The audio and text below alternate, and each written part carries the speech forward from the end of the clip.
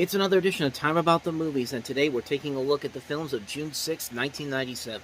We got 5 movies to look at today, so let's go ahead and get right to it, and we'll start off with the biggest new release of the weekend, and that is Nicolas Cage, John Cusack, and John Malkovich in the action thriller Con Air.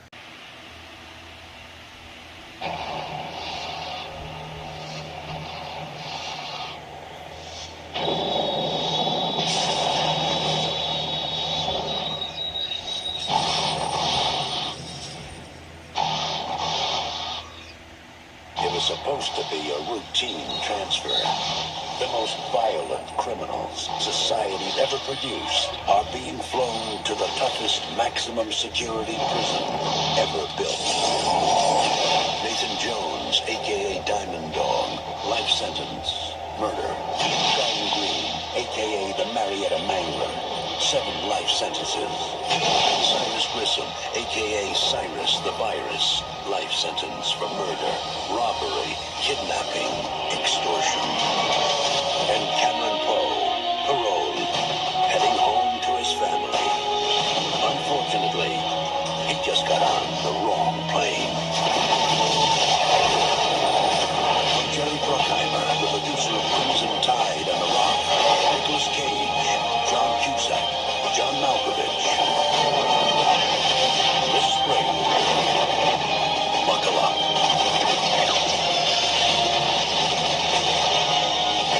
Con Air, directed by Simon West. God, I love this movie.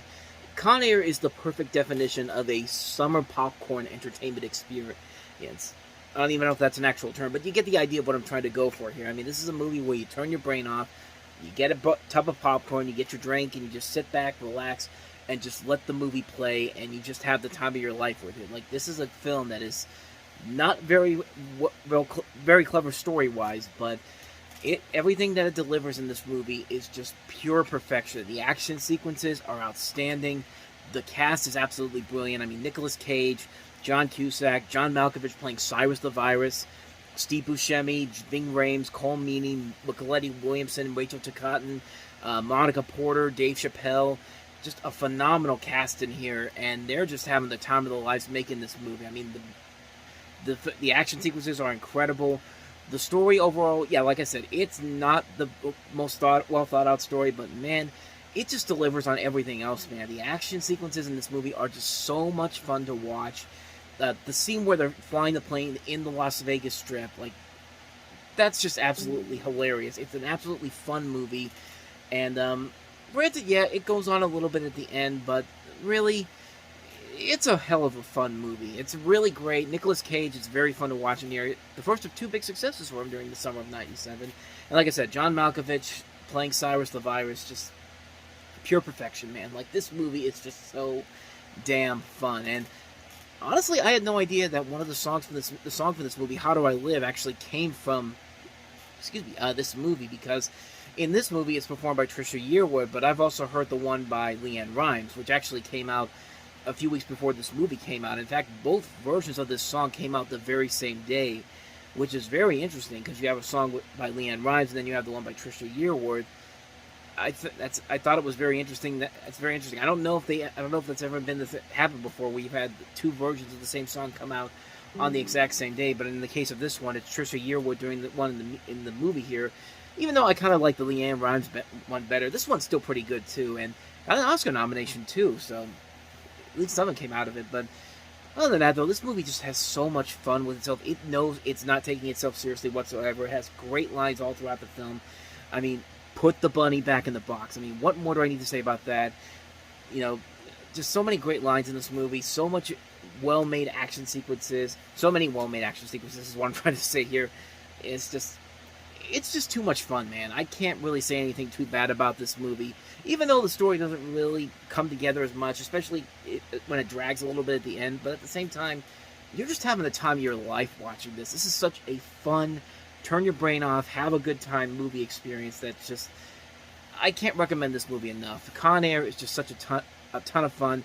Can't recommend it enough. Definitely check it out. So, with that said, let's move on to the next movie. Rene Russo starring in Buddy.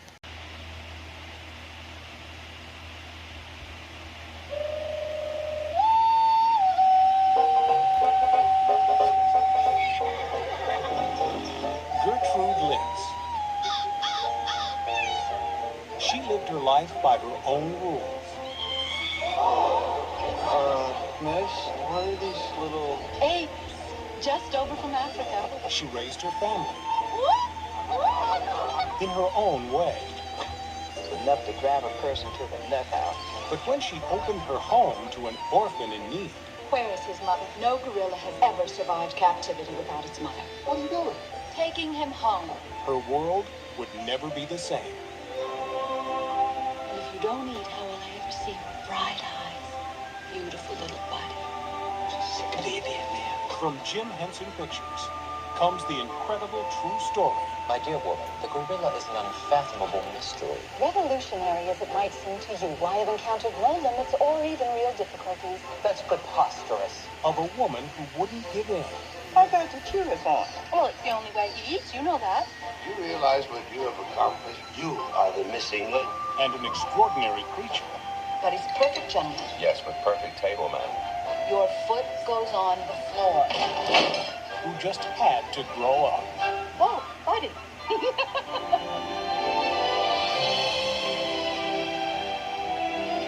I've always wanted to do that. Her heart was big enough for him. Even when he became too big for her world. Have you decided what to do about Buddy? This is the only world he's ever known. Rene Russo. Don't just belong to you, you know. Well, maybe I do.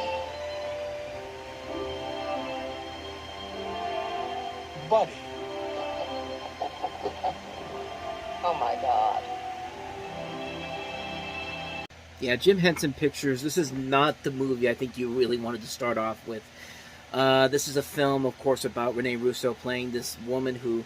It's based on the story of this gorilla called Maso, which includes some elements of the person that she's playing in this movie, the other gorilla that she had, who she called Buddy at the time. In real life, this gorilla became the oldest living gorilla up until 2008 when she died at a circus attraction, and he died in a circus attraction, and his remains are now on display in a museum. This should be a really interesting film. It should be a very engaging film. It's directed by Caroline Thompson, who also wrote Edward Scissorhands and also did The Night Before Christmas and directed Black Beauty, which is a really good film. But for Jim Henson Productions, with the animatronics that they use on their films and how great they are, you'd expect a whole lot better than what they have in this movie here. This movie is just... It's amazing how bad these effects look. It's not really Congo bad, where Amy is literally a person in a gorilla suit and it doesn't even look close to looking like a gorilla. This one at least is trying, but at the same time, it just doesn't feel like it just doesn't work as well as I think they wanted it to. Also, I don't think that the person that they're basing this on, Rene Russo's character, it feels like they're trying to create a new modern day version of Dr. Dolittle, except replace Rex Hamilton with Rene Russo. Of course, they make another Dr. Dolittle film the following year with Eddie Murphy, which turned out to be a much bigger success. But I see a little bit of Mary Poppins too. Like she's trying a little bit too hard to be. It's like they're trying a little bit too hard to go back to like stuff like Dr. Dolittle and Mary Poppins, try to combine them together into this role. And I just don't think it works here very well here. Rene Russo's trying her best here, but it's just not coming together well here at all. Like you can't really buy into this relationship between her and the gorilla. There are times in this movie when the gorilla looks at her like he wants to bang her. Like I'm sorry, I know it's a kid's film, but it's really hard not for me to see scenes with this gorilla looking at her and not think that he's got other intentions with her. And it's just like, that's not a good sign for this movie. This is the first film from Jim Henson Pictures of what was supposed to be many others, and a lot of their movies they did when they became their own company did not really pan out all that well. We're going to see some of these examples coming up in the next couple of years, but yeah, this was not a good one to start off on, unfortunately, and yeah, it's a really bad movie. It's not a well-made film whatsoever. It's a disappointment. There's a lot of potential there, but it just doesn't quite add up all the way in the end. So that's Buddy. Let's go ahead and move on to the next film we've got here, and that is Bliss.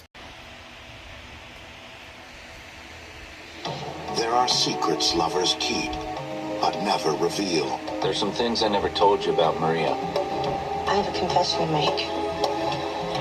There are emotions they feel, but never share.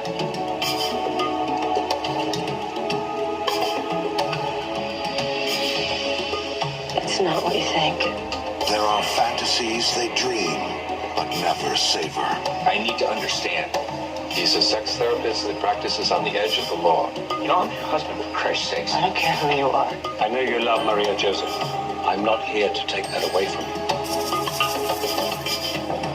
Do you think you have the ability to put aside your rage and listen? I want to learn how to heal my wife.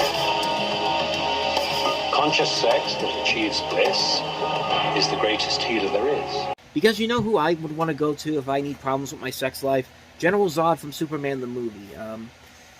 Yeah, this is a weird one here. This is a story. You basically get a concept of what the movie is there.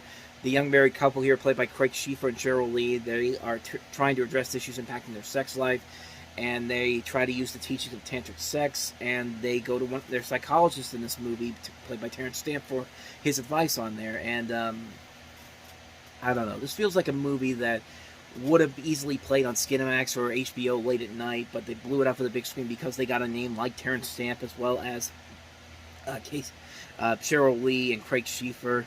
But other than that, though, this is a movie that does not look like it really is going in the right direction whatsoever here. It's just like, it's a film that I think tries a little too... It looks like it's trying too hard to be a new Basic Instinct or a new kind of erotic thriller, but it just doesn't really work that well here from what I'm seeing in this trailer. I haven't seen the movie, of course, so I can't really say if it's any good or not. The reviews for this do not look very positive. In fact, they were pretty much very divided from what I'm seeing here. But other than that, though, I really don't know if this movie is any good or not. I sincerely doubt it, but like I said, it feels like a Skinamax movie blown up for the big screen. But who knows? Maybe it actually could be something, but I don't know. I can't say anything about it because I haven't seen it.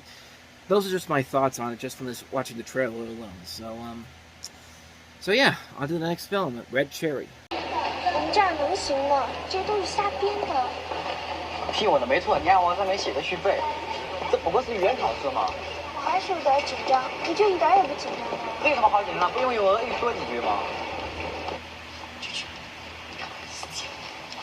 So this is, as you can see, this is a Chinese film made in 1995 under the name Hong Ji Tao, and this is based on the true story of Chu Chu, a 13-year-old Chinese girl, and Liu Xiaomin, a 12-year-old Chinese boy who were sent to Moscow, Russia in the 1940s and enrolled in an international boarding school. There they had so many great and difficult experiences that they tried to survive World War II. The children's real encounter with fate begins as summer break, or as they call it, Kanakuli, arrives.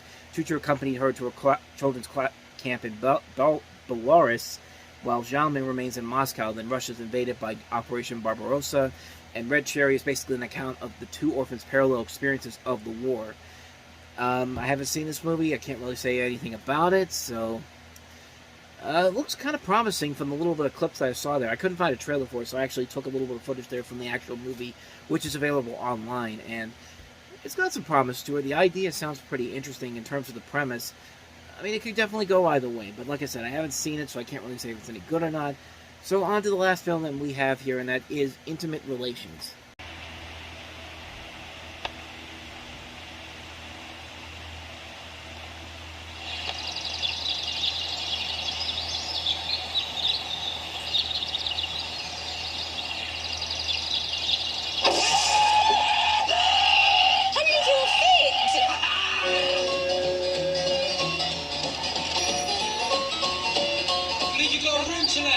My gentlemen have always been part of the family. In fact, they usually call me Mum. Just what I'm looking for. Does he have any references? We've got to be careful. We've got a young girl in the house, you understand? How do I look? I look better than Paul. Now, what can I get you? Sandwich, biscuit, cocoa? I think I'll just turn in, Mrs. Beasley, if it's just the same. No, Harold. What must you call me? Mum. That's better.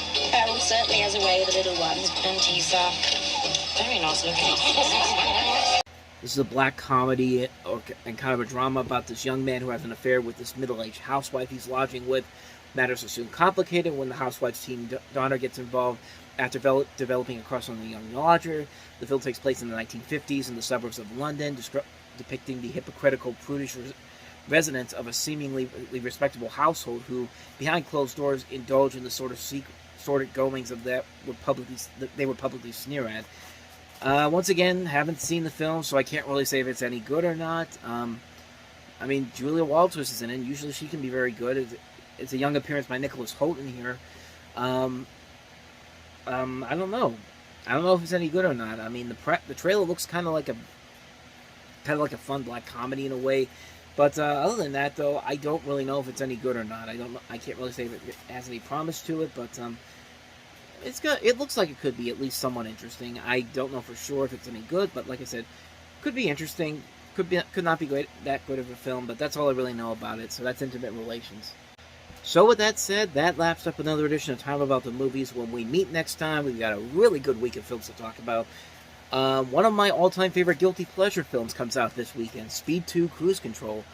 We also have the limited theatrical release of Disney's Hercules to look at, as well as Peter Fonda and his Oscar-nominated performance of Muley's Gold, also Temptress Moon, and Wedding Bell Blues. So 5 films to look at. We'll look at those on the next episode. But until then, thank you very much for watching, and if you want to see more videos like this, please hit the playlist on the next page, check out the previous episode, and as always, hit the like and subscribe button if you want to see more videos like this here on the channel. And that's going to do it for this episode. So thank you very much for watching. I'll see you next time, and until then, as always, take care.